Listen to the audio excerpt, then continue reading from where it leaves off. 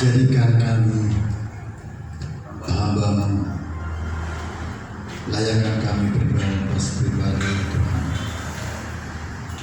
Taruhkan di hati kami yang selalu setia taat untuk datang menyembah-Mu ya Bapa, karena kami tahu tanpa kehadiran-Mu, tanpa turut campur tangan-Mu di dalam kehidupan kami, hati kami gersang. Tanpa keterlibatan kami, Engkau ya Tuhan dalam kehidupan kami akan binasa. Ya, karena itu ya Tuhan, satu hal yang akan menjadi kerinduan kami, hadirlah Engkau di tengah-tengah kami, hadirlah Engkau di hati kami, agar kami selalu mengucap syukur menyembah-Mu ya Bapa. Hormat puji syukur bagi-Mu ya Bapa atas kasih karunia-Mu, penyertaan dan pemeliharaan-Mu. Terima kasih atas kebaikan-Mu ya Tuhan. Begitupun pada saat ini tiba saatnya kami mau mendengarkan sebagian daripada sabda kebenaran firman-Mu. Berfirmanlah Engkau Bapa, kami sudah siap untuk mendengarkannya. Karena kami tahu dan kami merasa melalui firman-Mu kami boleh dikuatkan. Melalui firman-Mu ya Tuhan, damai sejahtera sukacita ada pada kami. Berfirmanlah Engkau ya Bapa, berfirmanlah Engkau. Begitupun hamba yang Kau percaya pada saat ini untuk menyampaikan sebagian daripada sabda kebenaran firman-Mu. Urapi mulut lidah hamba ya Tuhan. Hamba yang debu ini ya Tuhan, tapi di hadapan-Mu hamba boleh berarti. Urapi hamba sehingga hamba tidak berkata-kata dari akal pikiran kekuatan hamba sendiri, tapi kiranya melalui hikmat marifat yang dari Engkau hamba boleh diberkati. Firman-Mu boleh sampai di tengah-tengah dunia ini, terlebih khususnya di ruangan ini ya Tuhan. Kami boleh membawa firman ini ke tengah-tengah keluarga besar kami ya Tuhan, sehingga keluarga besar kami juga melalui firman yang kita berikan pada saat ini kami boleh berbagi juga dengan yang lainnya. Terima kasih Allah Bapa atas kebaikan-Mu ya Tuhan. Terpujilah nama-Mu, kuduslah nama-Mu, tinggikan nama-Mu, atas nama Anak-Mu Yesus Kristus Tuhan kami. Haleluya. Amin. Puji Tuhan, saudara kasih. Firman yang boleh disampaikan pada hari ini tentang janji firman Tuhan kepada umat-Nya. Saudaraku kasih, kalau kita menyimak banyak di dalam Alkitab, banyak janji-janji Tuhan, kebenaran firman Tuhan yang disampaikan kepada kita, yang isinya adalah ketika kita mau mengikuti, ketika kita taat setia untuk datang kepada Bapa, maka berkat itu akan melimpah di dalam kehidupan kita. Tapi kalau sebaliknya, ketika kita jauh dari firman Tuhan, ketika kita mengabaikan apa yang menjadi kebenaran firman Tuhan, maka yang datang sebaliknya adalah kutuk di dalam kehidupan kita. Artinya saudara kasih, ketika hal yang tidak baik itu datang di dalam kehidupan kita, marilah kita merenungkan betapa kita telah tenggelam lebih jauh di dalam kehidupan ini, saudara kasih. Satu hal yang boleh menjadi pegangan kita, bahwa Allah kita itu sangat baik. Amin, saudara kasih. Amin. Di dalam kesalahan kita, di dalam dosa-dosa kita, ketika kita datang tersungkur di hadapan-Nya untuk meminta maaf, pasti Allah akan memaafkan dan mengampuni dosa kita. Saudara kasih dalam Tuhan, mari kita lihat di dalam Galatia 5 ayat 13 yang berbunyi demikian. Saya akan bacakan untuk kita semua. Saudara-saudara, memang kamu telah dipanggil untuk merdeka, tetapi janganlah kamu mempergunakan kemerdekaan itu sebagai kesempatan untuk kehidupan dalam dosa, melainkan layanilah seorang akan yang lain oleh kasih. Puji Tuhan, saudara kasih.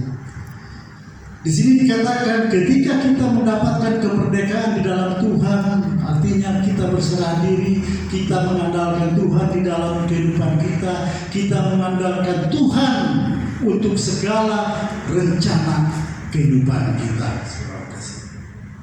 Tuhan akan senang melihat penyikapan kita seperti ini, saudara kasih. Karena tanpa Tuhan, seperti yang dikatakan kata terdahulu tadi, hidup kita binasa, hidup kita tidak berarti, saudara kasih. Saya sangat gembira, saya sangat sukacita ketika saya boleh, ketika saya diberi kesempatan untuk menyampaikan sabda dari pada kebenaran firman Tuhan. Kalau saya melihat masa-masa lalu saya kayak percaya tidak percaya ya, saya boleh hadir berdiri di hadapan saudara-saudara kasih di tempat ini. Hidup saya di masa lalu saya mau menyaksikan, saya mau mempermalukan si jahat, saya mau mempermalukan si iblis. Betapa nistanya, betapa kelamnya kehidupan masa lalu saya dulu, saudara. Saya kurang ingat ya, apakah saya pernah menyaksikan bagaimana kehidupan saya dulu atau kehidupan kami. Kehidupan kami sehari-hari, saudara kasih, adalah kalau dibilang bahasa sekarang itu mungkin masih kenal ya di telinga kita. Kami adalah rentenir, saudara kasih. Tapi satu hal, saudara kasih, di satu sisi kalau bicara tentang finansial, bicara tentang keuangan, kami tidak pernah kekurangan. Tapi ada satu hal yang hilang di dalam kehidupan kami pada saat itu. Apa itu, saudara kasih? Damai sejahtera, sukacita itu tidak pernah ada di dalam kehidupan kami. Kami punya segalanya, kami sebab berkecukupan. Apa yang umumnya dipunyai orang-orang kalangan menengah ke atas, kami punya, saudara kasih. Tapi damai tidak ada. Yang ada adalah keributan dan keributan.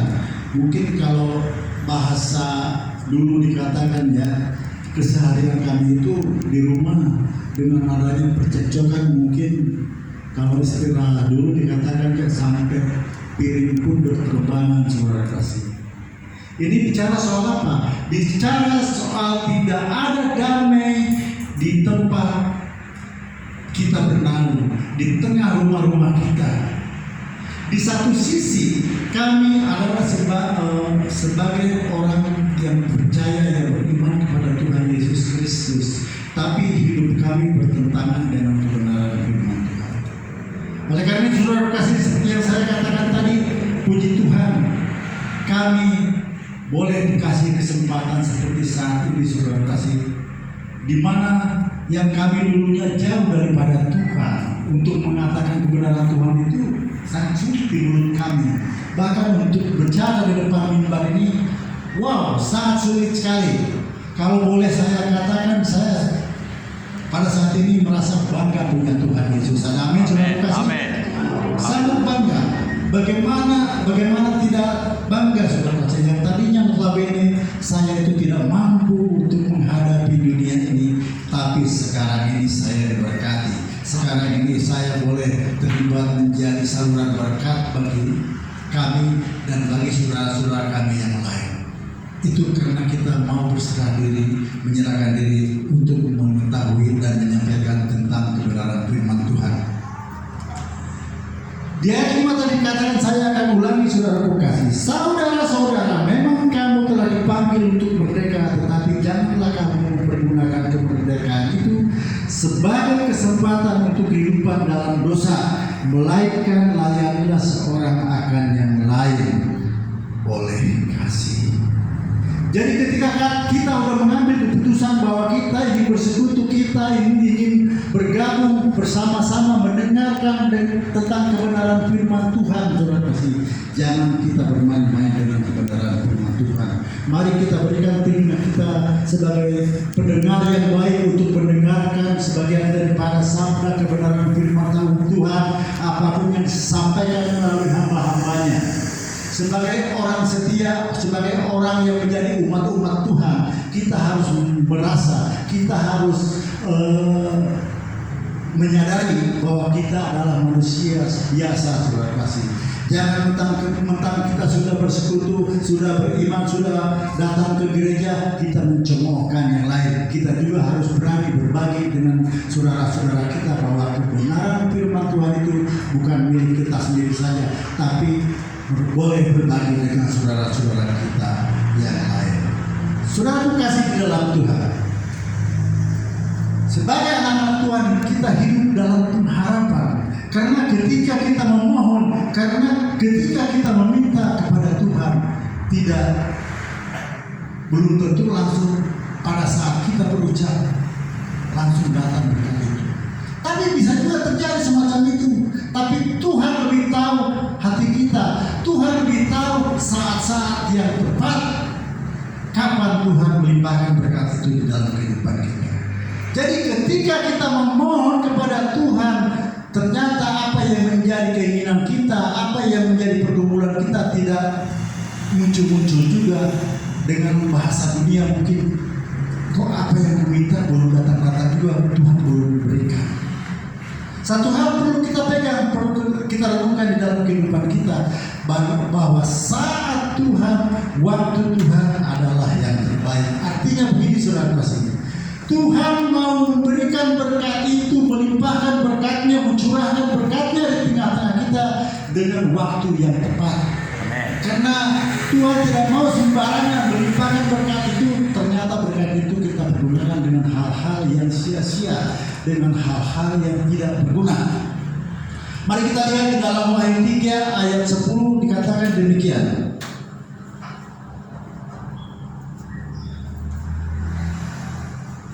Wahyu 3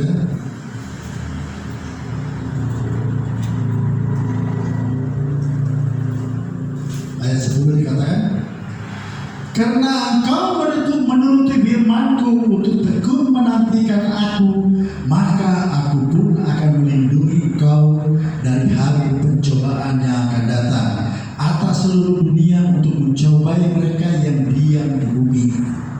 Aku datang segera, peganglah apa yang ada padamu supaya tidak seorang pun mengambil mahkotamu. Mahkota di sini saudara kasih bicara tentang kebenaran firman Tuhan. Berkat yang Tuhan sampaikan di dalam kehidupan kita jangan sampai hilang dipatok, jangan sampai hilang dicuri oleh si jahat. Karena apa? Mungkin bisa aja apa yang sudah kita terima dari Tuhan, berkat firman yang sudah kita dengarkan dari Tuhan bisa hilang begitu aja karena pengaruh dunia. Dunia tidak enteng saudara kasih. Dunia, pergaulan dunia sangat berat, sangat besar pengaruhnya di dalam kehidupan kita. Kalau kita tidak hati-hati, maka kita akan tenggelam dan terjerumus ke dalamnya. Mungkin kita boleh melihat di dalam dunia perjalanan hidup kita dari hari ke hari. Firman Tuhan mengatakan bahwa hari-hari yang kita jalani bukan semakin baik, semakin tidak baik. Bahkan kalau kita lihat runutannya dari dulu, mungkin kalau kita merenungkan dari masa muda kita sampai sekarang, banyak intrik-intrik yang kurang baik yang datang dari dunia. Yang datang dari dunia, kalau bicara dunia saudara kasih adalah bicara tentang individu, bicara tentang orang-orang. Jarang orang yang memberikan petua yang baik. Lebih banyak orang mempengaruhi kita melakukan hal-hal kecurangan. Lebih banyak orang mempengaruhi kita untuk melakukan hal-hal yang jahat. Jadi kalau tidak diri kita yang menguasai rem kehidupan di dalam kehidupan kita, maka kita akan terjerumus. Oleh karena itu saudara kasih bahwa dunia ini penuh dengan intrik-intrik. Oleh karena itu pengharapan kita kepada Tuhan harus tetap kuat, harus tetap continue. Hari demi hari kita jalani. Karena di dalam pengharapan itu berarti terkandung di dalamnya penantian. Ada bahasa dunia yang mengatakan pekerjaan yang paling tidak enak apa saudara kasih? Menunggu, menanti, paling bekas sebelum yang namanya menunggu. Masih mending ketika kita menunggu berjanji dengan seseorang gitu ya, ketemu orangnya, udah menunggu waktunya lewat, orangnya tidak datang, bahkan dibatalkan. Jadi yang namanya menunggu itu adalah suatu pekerjaan yang membosankan. Tapi ketika kita menunggu, menantikan janji daripada Tuhan, itu yang menjadi pengharapan di dalam kehidupan kita. Janji Tuhan tidak pernah meleset. Janji Tuhan adalah iya dan amin. Hanya yang jadi permasalahan di dalam kehidupan kita, kita tidak mau bersabar untuk menantikan janji Tuhan di dalam kehidupan kita. Oleh karena itu saudara kasih, ketika kita memohon, ketika kita mau meminta kepada Tuhan, sabar kita menantikan dari Tuhan. Dan untuk menguatkan kesabaran kita, tetap kita memohon kepada Tuhan, minta penguatan, minta Roh Kudus hadir di dalam hati kita supaya kita dipimpin di dalam menjalani hidup ini. Saudara kasih di dalam Tuhan, di dalam Wahyu 3 ayat 8, Wahyu 3 ayat 8, mari kita lihat.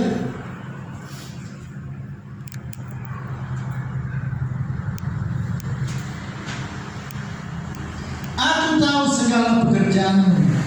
Lihatlah, aku telah membuka pintu bagimu yang tidak dapat dibuka oleh seorang pun. Aku tahu bahwa kekuatanmu tidak seberapa, namun engkau menuruti firman-Ku dan engkau tidak menyangkal nama-Ku. Jadi benar, dan kita merasakan itu semua, saudara kasih, bahwa Tuhan tahu keterbatasan kita. Tuhan tahu kekuatan kita, saudara kasih. Ada saat-saatnya ketika kita menghadapi masalah, ketika kita menghadapi rintangan hidup, ketika kita terkena sandungan, saudara kasih. Ada kala kita cenderung menyimpang dari kebenaran firman Tuhan, menghalalkan segala cara. Tapi Tuhan tahu hati kita, Tuhan tahu kekurangan kita, Tuhan tahu keterbatasan kita. Oleh karena itu saudara kasih, marilah kita belajar untuk mengerti apa yang Tuhan inginkan di dalam kehidupan kita, yaitu Tuhan minta kesetiaan kita, Tuhan minta ketaatan kita, supaya kita selalu berserah kepada-Nya, saudara kasih. Karena satu hal boleh kita pegang, ketika kita memohon, pasti Tuhan mengabulkan apa yang menjadi permohonan kita, asal dengan syarat permohonan itu memang sungguh-sungguh kita perlukan dan bukan untuk kita foya-foyakan, saudara kasih. Banyak hal-hal yang kita alami di dunia ini sampai sekarang ini. Kalau kita melihat, kita runut kejadian seperti yang saya katakan tadi, kayaknya kita begitu keluar dari pintu rumah kita, 1001 macam masalah kita hadapi di luar sana. Tapi apapun yang terjadi, apapun yang datang merongrong di dalam kehidupan kita, satu menjadi pegangan kita, andalkan Tuhan di dalam kehidupan kita. Karena di dalam kita kesusahan, bahkan dikatakan suka ataupun duka, tetap berkatakan bahwa Tuhan itu baik. Kalau kita mengatakan Tuhan itu baik, ketika berkat melimpah dalam kehidupan kita, ketika cuan itu terus mengalir dalam kehidupan kita, semua orang bisa, saudara. Tapi mampukah kita mengucap syukur ketika masalah datang di dalam kehidupan kita? Mungkin orang tua dunia mendengarkannya, dia pertama cina, bersyukur cina bukan masalah mengucap syukur, nah, kan gitu ya. Tapi saudara kasih, ucapan syukur kita itu maksudnya ketika kita menghadapi masalah, kita boleh buat. Ketika kita menghadapi masalah, tetap kita mengucap syukur karena Tuhan tempat perlindungan kita, kota benteng kita, tempat kubu pertahanan kita. Hal ini kalau kita pegang, kita bawa di dalam kehidupan kita, maka hidup kita lebih tenang. Ada firman yang mengatakan, renungkanlah firman itu siang dan malam. Merenungkan itu artinya seolah-olah kita diam sejenak, termenung gitu ya. Mungkin kalau orang dunia melihatnya kayak yang blow on gitu, merenungkan gitu ya. Artinya merenungkan itu membayangkan betapa baiknya Tuhan di dalam kehidupan kita, saudara. Renungkanlah firman itu siang dan malam. Kemarin pada waktu ibadah kaum Bapak, saya katakan tentang merenungkan itu berbicara tentang saya umpamakan kita makan ya, makan. Sudah terkasih, ada nggak yang makan begitu masuk nasi ke mulut langsung ditelan tanpa ngunyah? Ada nggak saudara? Nggak ada ya? Nggak ada saudara terkasih. Pasti namanya orang makan, makanan masuk ke mulut dikunyah-kunyah, dikunyah-kunyah. Maksudnya apa? Ketika dikunyah-kunyah sari-sarinya keluar, kita menikmati rasa makanan itu. Kita tidak tahu rasanya sayur ayam itu enak. Kalau ketika masuk ke mulut langsung ditelan. Ada yang pola makan atau cara makannya begitu masuk langsung ditelan. Apa itu? Buaya? Ular. Buaya kayak itu. Apa? Ular naga. Ular naga ya? Yo. Ular. Sejaman dengan ular naga? Saya sih naga, tapi saya nggak ngerti loh. Beb. Sama bulu-bulunya dimakan. Saya nggak tahu nikmat nggak itu. Ya, jadi sudah kasih artinya merenungkan firman itu seperti orang makan. Artinya kita kunyah-kunyah, kita rasa-rasa dan kita rasakan sari daripada makanan itu kemudian kita telan. Begitupun dengan firman Tuhan. Ketika kita mendengarkan firman itu siang dan malam kita renungkan, itu akan berbuah banyak di hati kita. Berbuah artinya banyak kebenaran Tuhan yang kita timba di dalam kita mendengarkan, mungkin melalui hambanya yang berfirman, mungkin melalui saudara-saudara yang lain, saudara kasih. Melalui firman itu damai sejahtera, sukacita. Banyak ketetapan-ketetapan Tuhan yang kita ketahui dan boleh kita jalankan di dalam kehidupan kita. Seringkali karena dangkalnya, karena banyaknya kebenaran firman Tuhan yang tidak kita ketahui, sehingga akhirnya kita keluar dari jalan Tuhan, bahkan meninggalkan Tuhan, bahkan mengatakan melalui putusan bahwa saya tidak percaya dengan Tuhan. Kenapa saudara kasih? Karena ketika seseorang mengalami masalah, dia doa kepada Tuhan, tapi apa yang menjadi pergumulannya, apa yang disampaikannya di hadapan Tuhan, seolah-olah Tuhan tidak dengarkan, seolah-olah Tuhan tidak mencurahkan. Padahal bukan itu. Kembali kepada yang saya sampaikan barusan, Tuhan sedang memproses pribadi lepas pribadi. Kalau si A baiknya saya kasih hari ini, kalau si B belum tentu hari ini, mungkin beberapa hari kemudian, karena ada permasalahan pribadi setiap orang yang kita bawa di sepanjang kehidupan kita. Jadi jangan heran ketika berkata itu belum datang, bukan Tuhan tidak peduli, tapi Tuhan mau melihat waktu yang tepat di dalam kehidupan kita. Bahkan ada firman yang mendukung bahwa ketika berkat itu tidak dilimpahkan, memang Tuhan sengaja, seperti dikatakan dalam Yakobus 1, kalau nggak salah di ayat, coba ya kita lihat ya, di dalam Yakobus dikatakan, nah Yakobus pasal pertama ayat 2 dan selanjutnya dikatakan, saudara-saudaraku, anggaplah sebagai suatu kebahagiaan apabila kamu jatuh ke dalam berbagai-bagai pencobaan. Loh kan? Saya katakan sekali lagi, saudara-saudaraku, anggaplah sebagai suatu kebahagiaan apabila kamu jatuh ke dalam berbagai-bagai pencobaan.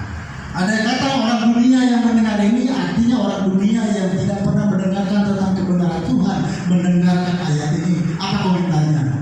Ya, jika nanti rumah etama, buku masalah mengucap syukur. Ya kan saudara? Tapi orang yang tahu tentang kebenaran firman Tuhan benar-benar, ketika kita dalam masalah, tetap kita mengucap syukur kepada Tuhan, karena kita yang percaya bahwa waktu Tuhan, saat Tuhan akan datang di dalam kehidupan kita, dan berkat itu tidak pernah meleset, akan datang sesuai apa yang kita minta. Oleh karena itu, mari kita bersabar untuk menantikan kebaikan Tuhan di dalam kehidupan kita. Saudaraku, kalau kita beli 70 tahun menurut firman Tuhan itu wah udah banter ya, lewat daripada itu adalah yang datang adalah kesusahan. Oleh karena itu, waktu kita ini adalah singkat, saudaraku. Waktu kita ini sedikit. Oleh karena itu jangan sia-siakan waktu yang ada. Mari kita lihat di dalam 1 Petrus 4 ayat 2, demikian firman Tuhan.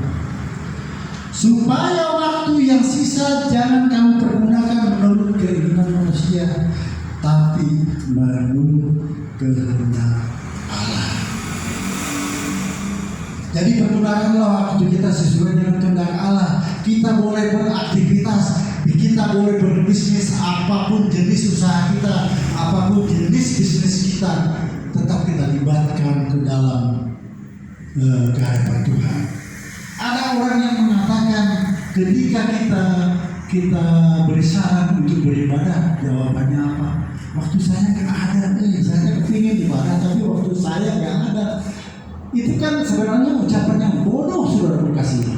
Ibadah itu tidak mengenal tempat dan waktu. Dimanapun ketika kita bawa motor pun kita bisa ibadah. Artinya pikiran kita fokus kepada Tuhan. Dalam nama Yesus, salah satu contoh. Dalam nama Yesus. Kadang-kadang saya sering ketika bawa motor, tapi di dalam hati saya bergumam, saya menyanyi gitu ya, tapi di dalam hati gitu ya. Artinya mungkin kalau secara aturan dunia saya melanggar gitu ya. Kalau lagi bawa motor jangan nyanyi-nyanyi atau jangan perhatiannya kepada yang lain. Tapi itu kan versi saya, itu saya tentang itu. Karena saya menyanyi di dalam hati, saya memuji Tuhan, saya fokus ke depan gitu ya. Dan puji Tuhan, saya merasa senang, saya merasa kuat gitu ya. Ketika saya start sampai di tujuan, hati saya disenangkan. Artinya kalau kita tidak pernah lepas daripada hubungan kita dengan Tuhan. Jadi tidak ada alasan saya berbisnis, saya sangat sibuk, saya tidak ada waktu untuk ibadah. Tidak pernah.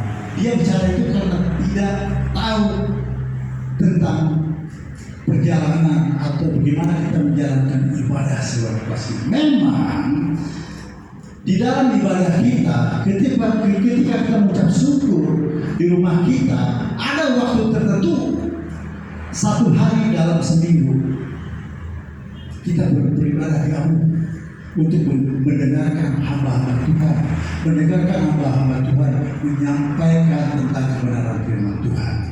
Oleh karena itu, saudaraku kasih, yang perlu kita fokuskan kalau kita lihat kehidupan dunia pada saat sekarang ini sangat tidak menjanjikan. Kehidupan dunia yang ada pada saat ini sangat mencekam, saudara kasih. Banyak segala sesuatu terjadi yang tidak mengenakan, yang kurang nyaman di dalam penglihatan, baik perasaan kita, saudara kasih. Pembunuhan, pandemi, segala macam sakit, penyakit datang. Tapi satu hal, apapun yang terjadi di dalam dunia ini, dengan usia yang sangat tua pada dunia ini, tetap kita berserah diri kepada Tuhan, supaya Tuhan pisahkan, bedakan bahwa kita adalah orang-orang yang selalu mengandalkan Tuhan dalam kehidupan kita. Amin, saudara kasih. Puji Tuhan. Selanjutnya, banyak tantangan yang kita hadapi, banyak cobaan. Mungkin ya terus terang aja jujur ya, memang kalau kita datang masalah, saya juga kadang-kadang aduh gimana gitu ya, rasa kalau bahasa sekarang bilang bahasa anak muda itu galau katanya ya, nggak tenang. Tapi apapun yang terjadi, saudara kasih, jangan lupakan ibadah, apalagi sampai mencari jalan pintas, berjinah dengan kepercayaan. Artinya berjinah dengan kepercayaan itu ke gereja kita pergi, para normal kita pergi, sia-sia ibadah kita, belum masih sia-sia. Mari kita lihat di dalam Mazmur. Kita lihat di dalam Mazmur, di sini dikatakan dalam Mazmur 70.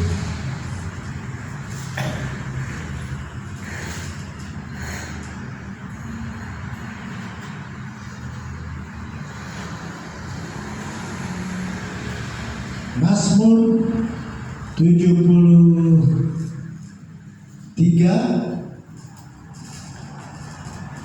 ayat 27. Demikian firman Tuhan, sebab sesungguhnya siapa